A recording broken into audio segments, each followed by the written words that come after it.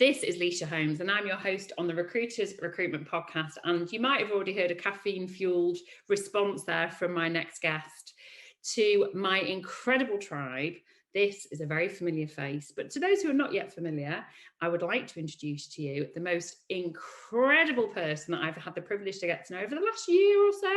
And actually, this is the first time we've had an actual online chat, which is ridiculous. We tended to do it through voice notes. And this is Gabi Preston-Phypers, and she is the founder of Tooled Up Raccoons. And she's actually recording this while she's on holiday with her family. So welcome today, Gabi. How are you? I'm really good. Thank you so much for having me. Do you know what? I love these things. When you're on holiday and an opportunity comes like this for us to actually talk, I know what you mean. We voice note because life's so busy. And I'm actually, guys, sitting in my bed with a weird little setup. We'll even connect the picture for you later and you can see exactly where I'm sitting. I mean, I love it. Any excuse for a good old chin wag. Absolutely. Yeah, you are just, you are phenomenal within our group. So Women Unleashed, say hello on the chat, everybody, on the comments when we share this episode. But you are the one that shares the videos. You're always keeping everybody really motivated, but you're just very real. And we're definitely going to come on to quite a few topics around that today. So for those who are not yet familiar with you, what is Tooled Up Raccoon? Tell us a little bit about your business, what you're doing. So Tooled Up Recruitment is a business that my husband and I started together. It was one of those moments where we used to run a recruitment business together in mobile robotics. And we were looking at what we were doing and we were like, we use Boolean to hunt and we need to become more efficient. And it was literally, we just sat there in our study one day, looked at each other and went, there's other tech out there, but it's really expensive. It's overcomplicated and doesn't do what you need to do. And we went, fancy giving it a go. So we created a tech company that is dedicated to helping recruiters in-house and agency optimize their use of Boolean for searching, because we were just so fed up. You get access to so many job sites and social media and your own CRM, like what Total Jobs has got 21 million CVs in. LinkedIn has over 810 million people. Wow. And filters just don't cut it. And I've done so many tests to prove that Boolean outstrips kind of filters. And I went, we need tech that builds it. So we built it that has error detection. It creates libraries. You can collaborate and share with your team. And we just keep investing and growing. And we've got a tech team of 5 people now that are helping us. And it's just going from strength to strength. It's amazing. It's such an exciting journey. I absolutely love it. And I love the provenance of how you came about with your business. I just love that. That's, your problem and get on with it. Well, it is, because you've seen the problem, you've not overcomplicated it, you've kept it, and that's what everyone says, that the best tech is actually where it's a really, really common problem, but it's a simple solution. So that's phenomenal. And we'll make sure that there's links to this episode if anyone is interested to understand how Tooled Up Raccoons can help your business. This is not a pitch, but if you are sat there thinking, want to know more about it, we'll make sure you get connected. I just want to pick up on something here. We haven't even talked about this off camera. So you are a couplepreneur. How does that work? Did you always work together with your husband? No, we didn't. You know what? It's carnage. It's hilarious, but it's carnage. So we didn't. We met when we were 17. Wow. We were that couple. He came to sixth form and every single girl fancied him. And I'm like, I'm not talking to you for a year because I don't want what everyone else has got. So I was like, nope, you have to wait for this. And then we started talking. And I just remember when he first walked into university and when it walked into school, I looked at my best mate and went, I'm going to marry that guy one day. I just don't know what it was. And by the time we were 21, we were married. But we ended up we did the whole A-level thing together. And then we picked separate universities. We picked our universities and ended up picking the same one, but we didn't tell each other where we were going. So ended up at university together, graduated. He went off and worked in a recruitment business. He worked at RecTec as soon as he left university. I went off into investment banking. So we kind of did our own little things. And I just was really, really miserable. I ended up in a job that I didn't like. I wasn't excited by it. I liked the pay, call it what it was. Yeah. But it just didn't fuel me. I didn't feel like Gabi at the end of every day. I felt like I had to kind of have all that caffeine and all the falseness. And I got home actually physically and mentally drained. And I was like, do you know what? Life's way too bloody long to be miserable. So Mitch had been nagging me for years to join the company. I was like, I'm not ready to join the recruitment business. So I went off and sold accounting software. Oh, that was an interesting adventure. I mean, I learned a lot. Yeah, and then I had my daughter Phoebe, who's now 3. And I just looked at Mitch and went, you know what? the time's right, walked into his mobile robotics recruitment business, and my role was focused on operations. Right. I literally stripped apart the business, took all the excess we didn't need, and then walked in. But you know what's really fun is because we've been together so long, we truly balance each other out. We are that couple that balance each other. So Mitch loves doing things that I don't love doing, and I love doing things he doesn't like doing. So actually we just look at each other and we're like, that's got to be done. And he's like, I'll do it. I love that. And I'm like, thanks very much, Mitch. You've just saved my ass. And especially with the girls, right? Phoebe's three and a bit now. Maria's 6 months. And it actually means like when I've got things like this, because it's all for our bubble and what we're doing, I just go, Mitch, I've got to be up by 7. I'll give Maria a feed. Can you take the girls? I'm going to do this for an hour. And he's like, yeah, okay, cool. And we literally tag team all day. It's carnage. It's absolute chaos. But it just seems to work. And I can't imagine doing a 9-to-5 job with anyone other than the person who's got you back 100%. And he knows when, like, I've got dyslexia, right? So when I'm having a tough time with my dyslexia and I've got something I've got to deliver, he's like, Gabs, why don't you just kind of dump your head and I'll come and tweak it for you? Because he knows me, he can help me make it sound like me. And he's just got my back. It's so wicked. I love it. Oh, that's amazing. I haven't killed him yet. And what I like there is that actually, even if you're listening to this and you're not in business with your spouse, we're not necessarily suggesting that, but it's about compatibility with the people that you choose to either work with or go into business with. So there is a sort of method to my madness of asking that question. But I just think that's really charming, and it's really obvious that you're really in love and that you really respect each other, and you do make it look absolutely delightful from the outside looking in. You've created 2 beautiful. It's not. It's carnage. It's carnage. But it's fun carnage. But I love that, and I think it is fun carnage.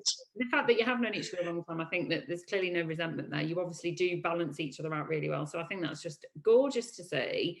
And we can't wait to see what else you come up with as a couple. So you've talked there about your sort of previous career and how you sort of ended up in RecTec. And I think just to explain, I guess, the whole notion of Tooled Up Raccoons is that, we're creating this human Boolean builder. So just explain why do I need to be one? I'm a recruiter of recruiters. I'm a perm recruiter, candidate short market. Why do I need to be a human Boolean builder? So, do you know what? So it kind of breaks down into 2 parts. So there's a lot of buzz right now in most industries about technology and about technology automating things for us, right? We're all about how can we save time by making a machine do it for us. Yep. The problem is when you rely on a machine, you're assuming the machine completely understands what you're doing and is built specifically for your tunnel vision and your specialization, right? Within the marketing field, like I ran an example on a session I did a couple of weeks ago on using filters versus a human doing a search, right? So we all believe LinkedIn, right? I'll use this as an example. LinkedIn has filters, right? Yeah. LinkedIn Recruit, I pay for it. I pay for Sales Nav as well, so I can do testing. We all assume because we pay them a lot of money that their filters are designed to help us, right? No. So if you go into LinkedIn Recruit today, go into a job title and type in marketing manager. Okay. Type in current role and based in the UK, just to whittle it down a little bit. Otherwise, there is a lot of stuff on there. Okay. Yeah. You get 61,000 results. So when you type it in and pick the filter in LinkedIn brings you back 40 variations of that title. Okay. So in your head, you're thinking, that's going to pull me back a lot. If you then took that same search, delete the filter, obviously keep UK and current, and put marketing manager in quotations. So transform it into a Boolean search. You get 75,000 results. So you've gone from 61,000 from your filter to 75,000 by a human thinking about what they want the system to find. Yeah. And that is why recruiters need to be thinking themselves. They've got so much intellectual property in their head about the different variations of titles, of skill sets, of acronyms, of all this stuff, that no platform, unless it's specifically designed to specialize within your field, is really ever going to understand. And especially on LinkedIn, where people can call them, I mean, I'm the co-founder of a raccoon company, for God's sake. Yeah, exactly. Like Mitch, I think, is the ninja raccoon. That's not even a job title. LinkedIn doesn't have a filter for that term. No, and especially like in creative fields, right? People are calling themselves weird and wonderful things. I've got dog on mine. You've got what on yours? I got called because I did a post about having tattoos, and I said about thug. I saw that. Inclusivity is about being a thug. So I have random things on there, being single mum, sober. So I totally agree with you. People put things in their titles now because they want to stand out, but then the searching is not going to work. The filter's not going to work. You're not going to get found. So you have to you have to think outside the box. But it's just, don't rely on a machine who doesn't actually, you'd be surprised how stupid the machine is. And I've just proved it by telling you that example of 61,000 to 75,000. Wow. It's exactly the same job title. Exactly the same job title. So you've got to think, use what's in your head, right? You've got a brain. Recruiters are smarter than people think. So don't dumb yourself back. And also, if you don't want to have your job taken over by a robot, don't use the tools that are going to try and make you into that robot. Absolutely. And actually, thinking about the literature that you sent over to me in advance of this podcast, I think that this sort of iceberg effect, where there's, the hidden candidate pool, which if you're listening to this, if you're not in a candidate-led market, I'll eat my hat. Every market's candidate short. We've guaranteed that for the next generation. There's no question. For 2 years, nobody hired a graduate, nobody hired a trainee. We lost hundreds of thousands of people because of Brexit. People are leaving, certain sectors in their swarms, and we still have a total deficit in STEM, particularly, but also in recruitment, for example. So the fact is, listening to this, we are going to be candidate short for the next generation. And so from my understanding, if you're going to use a tool like Tooled Up Raccoons, it's about understanding how those passive candidates are going to be found above anything else, and targeting those people and using it that way. Yeah, because it's so true. I mean, the iceberg we're referring to is this concept that the top, above the waterline is your filter search, right? You're really capturing just the top cap. Then you start using Boolean, which is kind of people going, okay, I'm going to put some quotations, ands or nuts or brackets.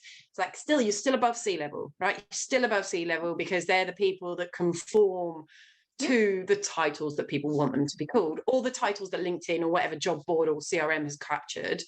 It's under that surface, which is what we call smart Boolean, and it's leveraging the intellectual property and the variants, to find those. And they are the passive candidates. And when people say we're candidate scarce, what they're talking about is, no, people aren't applying to your jobs. Absolutely. Sorry. So, we stripped it. In our recruitment business, genuinely, I looked at the ROI of posting a job, how many applicants we got, how long the team spent reviewing those applicants versus how many were really, really worth having and converting.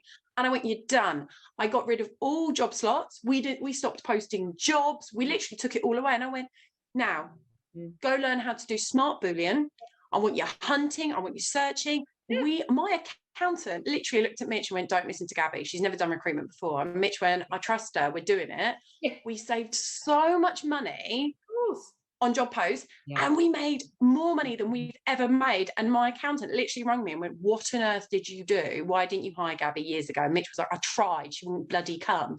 But the only difference was we stopped waiting for people, and we tooled up, right? Tooled Up Raccoons is called what it's called for a reason. We tooled up, and we always went hunting. So we never mentally went into a candidate short market, because it was not a way we ever searched. We went hunting. This plays so well into, on my day job. Obviously, I recruit for the recruitment industry, and I reversed the model when I set the business up in 2005, in that I go to market with a candidate. It's candidate driven.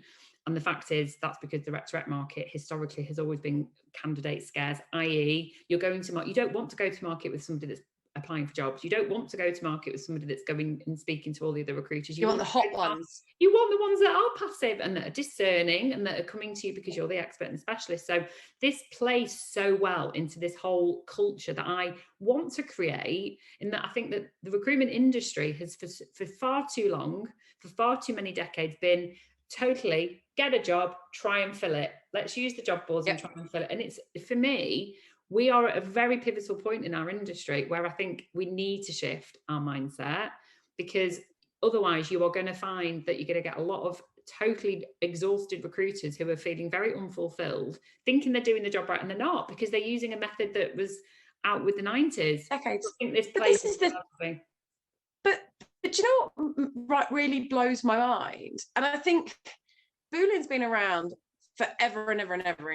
I talk to recruiters of all different shapes and sizes all over the world, right? Our tool takes us everywhere, and I love it. I'm talking to everyone. but amazingly, they're like, oh yeah, I heard of Boolean, but nobody really taught me. They just said, here's a job, go fill it, right? Like the mentality you've just said, here's a job, go fill it. Yeah. They automatically panic and they run. They're literally running towards a brick wall. And then they're sitting there at the desk, just hitting their heads against this screen. And you're like, why are you doing the same thing every day that isn't working? Recruiters are absolutely beaten. The managers are in their ear going like, fill a job, fill a job, fill a job. Here's another job slot. It's like, that's not the fundamental problem. The fundamental problem is you're not teaching them how to hunt. You're not teaching them, which is bad on you, like naughty. Like I had a company I worked with and the manager was like, I've used a filter for 15 years. And the poor grad, I kid you not, turned around and went, here's a job, go hunt. And I said, okay, so what training have you given them? Just to use filters. I was like, how many, based on the filters you've given, how many candidate profiles you got to go through? 6,000. Oh, don't be ridiculous. 6,000. I was sitting there going, no wonder people don't want to come into recruitment. Absolutely. I wouldn't do that. I would not sit there going, here's another 6,000 to scroll through. Like, it makes me just get exhausted. It shouldn't be that way around. Insanity, doing the same thing over and over again and expecting different results. I know.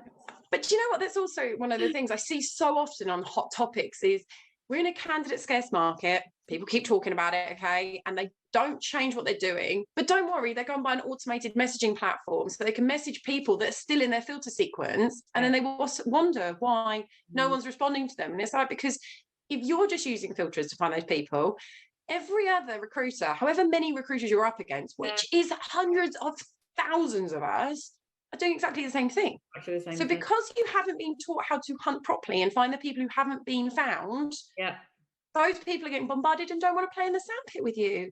Think outside the box, go find the candidates who aren't actively looking, because I bet you they are hot and they will respond to you because no one else has found them. It just literally, it blows my mind that anyone thinks it's any more complicated than that. It's an absolute no-brainer. It really is. Now, it sounds like on this your adventure, what's next for you in RecTec? What's on the horizon? Can you reveal anything to us? I can. You're on the pulse. Oh my God, it's so exciting. So as of today, we were technically a Chrome extension. That's all we are. All as if it was that easy to build a Chrome extension. It really wasn't. But come July, we are going to be formally a SaaS company, so software as a service company. We've set it up officially, and the Chrome extension is going to be an add-on. Okay, we are going end of July. It's going to be a full new user interface. We've got more error detection scenarios than ever before. And we're starting to roll out. This bit sounds a little bit less sexy for the next bit, but in terms of organization, we've got foldering systems coming. Like literally, our agenda is non-stop. And it's been a bit of a slow start to kind of get the tech, because to be honest with you, learning how to build a tech company is bloody hard. It's the hardest thing I've ever done. Like, a recruitment was like setting up a recruitment business and cracking on hunting was like, all right, like with a tech company, we've learned so much over the last 2 years, but actually we were just like, do you know what? Let's do it. We're going to smash it. So we're going to go we're on version 3.0 come July, and we've just got new releases coming every single month from the end of July all the way up to December. We've got a hardcore roadmap, and it's just exciting. And we're starting to bring out the imagery now so we can start sharing it with people about what it's going to look like and where it's going. Well, by the time it will be live. It will be live. We're recording this in June 2022. So if you're listening to this, you can definitely see that version 3.0 and obviously all the continual ones. And the thing is, when you're scaling anything up, whether it's a RecTec business, whether it's a recruitment business, I always think you should learn on a small scale, which you've done. And now you're ready to scale it up, and you can hopefully then limit the risks going forward. But this is the thing. I'm with you. So many people kind of start a recruitment business and they're like, I want to have 1 million staff and blah, blah, blah, blah, blah. Right. And when we started the business, we were really excited about the tech. And I mean, I still am. Even the version we've got now, I absolutely love it. And it's helping recruiters every single day. So I'm really proud of where we are. But as always, you can see behind the curtain. And with Mitch and I, we strive for excellence. We never, ever want to release anything that's substandard, because it represents us and it impacts our clients and the hunt they're doing. And that's not fair. And there's lots of recruitment and there's lots of tech companies that don't have that moral compass. So we have, like, over the last 2 years, we were like, do you know what we're going to do is we're going to slowly pick up clients. We're going to do word of mouth growth. I'm not paying, because if I start paying for marketing and all this stuff to ram it in your faces, can I handle the volume? I can, because we set it up to handle it. But I want us to be slow and steady. And every penny I spend marketing, I'm losing investing in the tech, which makes it better to help more people. So it's been a very, very gradual, slow burn. But during that time, like you said, we could kind of have those painful teething points where you're like, oh my gosh, why did I do that? But you kind of do it, you learn it. And the clients we've got on are like, guys, we love you. Like, we're behind you. We've got your back. We know where you're going.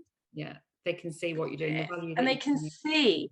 And that's what we're building. We're building a family. No matter how big we get, I want every client to feel like they're part of the Raccoon family.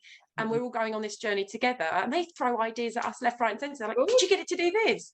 And we're like, sure. And we're literally absorbing it. And our tech team's like, please stop. Another idea. I know, but it's wicked. It's a big family. We're all trying to, and I really, really believe recruiters are critical to the world. And it's going to sound like a massively bold statement, but so many people walk around going, you're just a recruiter. No, I bloody hate it. Recruiters are so critical. If recruiters didn't exist, candidates wouldn't be able to move to their new jobs. They wouldn't be able to find jobs that they really, really want to do, because let's be honest, there's a lot of inbound still hanging around there. You help them find their jobs, you make them satisfied, you help companies hire talent that's exceptional, so you help them grow. Tell me how that's not centre to the economic growth of this country. Just moving people around and companies growing and us becoming self-sufficient. That's so important. Why would anyone not want to be part of that? Wow, listen, Gabi, you're preaching to the converted. Anyone that has ever partnered with me, whether a client or a candidate or has been on this podcast, my whole being is being, an advocate for the recruitment industry. I've been part of it since 1998, and I have always thought, I know, but like really, really long time, ancient, that's the word.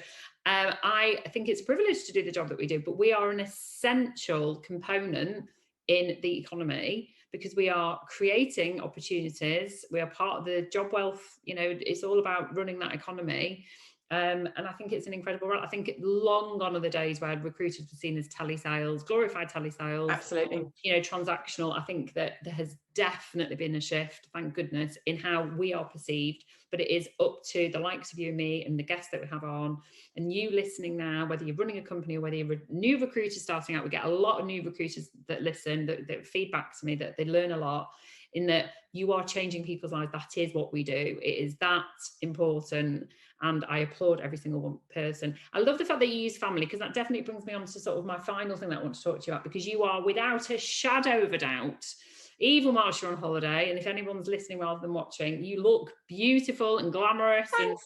And I know that I think you're in Centre Parks. You probably think of chlorine from the pool because you're living in the pool. But you really are the poster girl for the ultimate working parent. So how do you run a business successfully, maintain your relationship with your husband on a personal and professional level, and make sure you're still being, a successful parent? How do you get it all right? Do you know what? I think the biggest lesson to learn is always accept you're behind the curve. So those who don't know me, right? Yeah, do you know what? It sounds really weird, right? But before having children, like, I'm very competitive. Like, I only do things that I can, like, literally, I want to make it exceptional. I never do anything half-assed. It's just not in my nature. I'm all in or all out. Like, and that's just who I am, and I completely accept it, and I love it. Makes me a complete pain in the ass sometimes for poor Mitch, but it's good. But when I didn't have children, I could run around like an absolute lunatic, and everything was done immaculate, and it was always done when I wanted it to do, and I could have a shopping list of 10 things, and it'd all be done by the end of the day. Wicked. Got married, Mitch kept up, we all ran along, and we got things done. Phoebe's now 3 and a bit, Maria's now 6 months. I'm breastfeeding Maria, so actually my ability to do everything I want to do all at the same time and not slow down is really, really hard for me, because I always feel like I'm losing. I always feel like I'm in a losing battle with myself. And it's a battle with myself, because no one else cares, really. No one else cares at all. Yeah. But when I said to myself, accept that you're always going to be behind the curve, what happened is my mind went, do you know what? That's okay. Yeah, that's okay. You are, as a parent and a business, well, not necessarily the business is always ahead of the curve for me. It never runs quick enough for me, but that's more of a pace issue for me rather than anything else. But by accepting I'm always behind the curve, because I want to look after my family, I want to look after my business, I want to look after my clients and my husband and myself. Yes. Means that there are going to be some days that you get to the end of the day and you're like, you know what? I did my bloody best. Absolutely. I did my best. And actually just that mental shift, you're always behind the curve. As a parent, you are. And it lessened the pressure to always try and be ahead of it. Does that make sense? One, I've never heard that I've interviewed dozens of working parents who run businesses on this podcast alone, and I've partnered plenty of recruitment business owners over these, and I've never heard anyone actually say that. And I think it's so simple. It's a visual thing that we can all appreciate, but it's setting this expectation that you are always going to be behind the curve. So why would you put yourself under that pressure? Just do your best. Carve out your own path. It's the opposite to what we're taught, right? Absolutely. We are taught to run. And it like, even if you don't have kids, even if you're just running a business and trying to have a normal life, or you've got other family dynamics going on, whatever your dynamic is, absolutely, take that pressure off that is always applied. And that really, really helps. But it's also, for me, the other thing that really, really helps is, obviously, like I said, I'm very open about it. I'm breastfeeding Maria, right? She's 6 months old and I've got a toddler running around, and we're about to do a massive tech launch. And I'm trying to spend some degree of time with my husband, not talking about raccoons, which is really difficult. It is just kind of accepting when you need to raise your hand for help. And when sometimes you need to sacrifice doing things. So, for example, like I said earlier, our business is all organic growth. I post on social media to talk about different topics so I can get engagement and build that following, and people know what we do without me being hardcore sales, because I don't believe in hardcore selling. It's just not my jam. I let people know when they're ready, they come. That's who I am. But because I've had so much going on and I've been juggling so much, actually I haven't been posting as much on LinkedIn. Hence my hilarious video the other day being like, I don't want to be caught in the algorithm, because I know I need that algorithm to grow my business organically. But sometimes you just have to give up the things that you're like, I'm here, I know I'm here, but if I do this task, I'm going to lose time doing this. So I just go, you need to pause until further notice. It will still be there. The world will still rotate regardless of what you do. So why would you put yourself in that? It's so important. It's all you need. I think the only other thing I'd share, and it is, I guess this is a personal share for me, I've really, really struggled. I love having children. Like, I love my kids. I think every parent says it's until they hit toddlers and teenage years. You're probably like, you still love them nonetheless, right? But I've really struggled having to step back slightly from the business because I'm looking after Maria. And Phoebe only goes to nursery 1.5 days a week. Maria's with us full time. We don't have family that dips in and out. Like, we are that lunatic family. When people come to stay, they're like, I'm knackered, I need to go on holiday. But what I would say to mums who are struggling, because I love business, I love doing this kind of stuff, that if you are finding that sense of losing yourself a little bit, because you do, when you give yourself up for your children, you do it unconditionally, but you sometimes can feel like you're losing yourself. That's okay to raise your hand up and go, I need to be a bit of me again. And I did it with Mitch. I was doing so well, and I was like, it's amazing. He's picked up all the slack. He's being an absolute rock star. We stand side by side, and he was rocking it. And I was like, I've lost a bit of me. Can I come and do a bit more? And he went, cool. How can I facilitate that? Was the first words he said out his mouth. We need a Mitch. Everybody needs a Mitch. I mean, I can't stop singing his praises. We do, but I think it's being able to turn around to someone when you're a mum or a dad or anyone. It doesn't really matter what it is.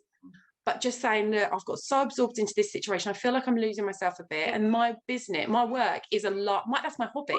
My work is my hobby. I am that lunatic. That's who you are. And I think that will resonate with so many people who are we're not just talking about working parents here, but where you feel that you get so caught up in the whole sort of the hamster wheel of life that you actually sometimes just need to take a step back and go, who am I? I've got a really good tip. I've got a really good tip where you have to compartmentalize it. You have to visualize these different components of your life. And every now and again, you have to just kind of go, I'm just going to have to put a lid on that. It might just be for an hour, where I'm just going to have to put that there. It's not gone anywhere. It's just got a lid on it. And so that way, by visualizing little compartments, you don't then feel, when I'm with the children, I mean, my children are older, but I remember having little kids, and I used to constantly feel guilty if I wasn't doing key recruitment stuff. And then when I was doing key recruitment stuff, I'd think, oh my God, but I've put them in the childminders, and I should, they're only little, and I was still breastfeeding both of mine until they were quite old. But actually, just stop, and just think, right, but when I'm mindful, and when I'm present in this moment at Keep Recruitment, that's when I'm going to do Keep Recruitment stuff. And just keep it wherever you're listening to this, whatever you're doing, just being mindful of what you're doing and really be in that moment. 100%. Don't feel guilty, because that way you will get yourself back and you will find you. And you are phenomenal, and you're coming on this again because you're just amazing, and you gave up some of your holidays. I hope you're going to go and have a wonderful time with your amazing children, but your incredible husband Mitch, and I hope he's got a nice Father's Day planned. But thank you for joining us. I knew you'd be an amazing guest. You have been wonderful, and well, thank you for having me. Welcome, and thank you for joining us on the Recruiters Recruitment Podcast.